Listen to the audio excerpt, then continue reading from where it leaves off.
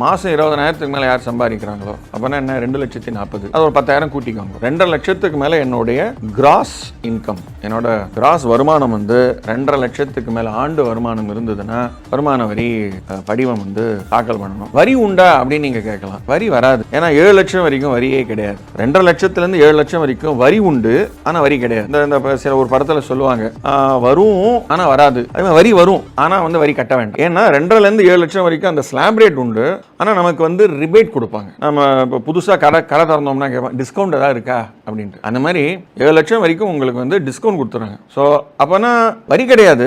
வரி கிடையாதுனால நான் வந்து ரிட்டர்ன் ஃபைல் பண்ணக்கூடாதா அப்படின்னா ரிட்டர்ன் ஃபைல் பண்ணணும். ஸோ அதனால தான் 9 கோடி ஜனங்களில் ஆல்மோஸ்ட் 67% ரிட்டர்ன்ஸ் வந்து நில் ரிட்டர்ன். ஸோ அதாவது அந்த ரிட்டர்னை வச்சு கவர்மெண்ட்டுக்கு வருமானமே கிடையாது. ஒரு 1.25 கோடி ரிட்டர்னில் மட்டும்தான் வந்து கவர்மெண்ட்டுக்கு வருமானம். அதாவது 145 கோடி ஜனங்களில் இந்த 1.25 கோடி ஜனங்க மட்டும்தான் வரி கட்டுறாங்க. பாக்கி இப்போ நான் சொன்ன அந்த 9 கோடி ஜனங்களில் 7 கோடி ரிட்டர்ன், கிட்டத்தட்ட 7 கோடி ரிட்டர்ன் வந்து இந்த 7 லட்சத்துக்குள்ள கவர்மெண்ட்டுக்கு வந்து அது வந்து டேட்டா தான். It is only some information. சரி, இப்போ என்னுடைய வருமானம் வந்து நீங்கள் சொன்ன அந்த ஸ்லாப் தாண்டி இருக்குது, ஆனால் 7 லட்சத்துக்கும் குறைவாக இருக்குது. ஒரு வேளை நான் ஐடிஆர் வந்து ஃபைல் பண்ணலை, என்ன நடக்கும்? ஐடிஆர் ஃபைல் பண்ணல அப்படின்னா ஒரு பெனல்ட்டி ப்ரொவிஷன் இருக்குது. ஸோ ரிட்டர்ன் ஃபைல் பண்ணாததுக்கு மேக்ஸிமம் பெனல்ட்டி எவ்வளோ அப்படின்னா 10,000 ரூபா தான். இது எங்கே வந்து ஆக்சுவலாக இதை வந்து நடைமுறைப்படுத்துகிறாங்களா?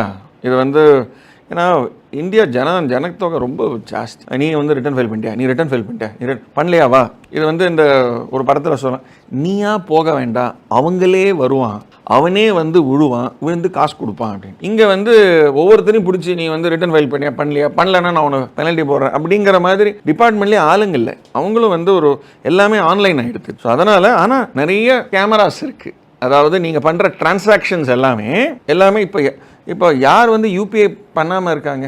நான் இன்கம் டேக்ஸ் ரிட்டர்ன் ஃபைல் பண்ணல, ஆனால் யூபிஐ டிரான்சாக்ஷன் பண்ணுறேன். அப்போது எனக்கு காசு வரும், இங்கேருந்து நான் காசு அனுப்புகிறேன். ஸோ அப்போ இந்த பண பரிவர்த்தனை எல்லாம் எனக்கு வந்து வருமானமே இல்லை, பணம் தங்கலை, ஆனால் வருமானம் இருக்குல்ல. ஸோ அதை தான் வந்து தாக்கல் பண்ண சொல்லுவாங்க. ஸோ அதனால் இந்த யூபிஐ டிரான்சாக்ஷன் எல்லாம் கவர்மெண்ட்டுக்கு எல்லாம் தெளிவாக தெரியும். யார் எந்த பேனில் எவ்வளோ பரிவர்த்தனை நடந்திருக்கலாம் தெரியும். ஸோ அதாவது அவங்களுடைய டியூட்டி, என்னுடைய கடமை வருமான வரி ரிட்டர்னை தாக்கல் செய்ய வேண்டியது.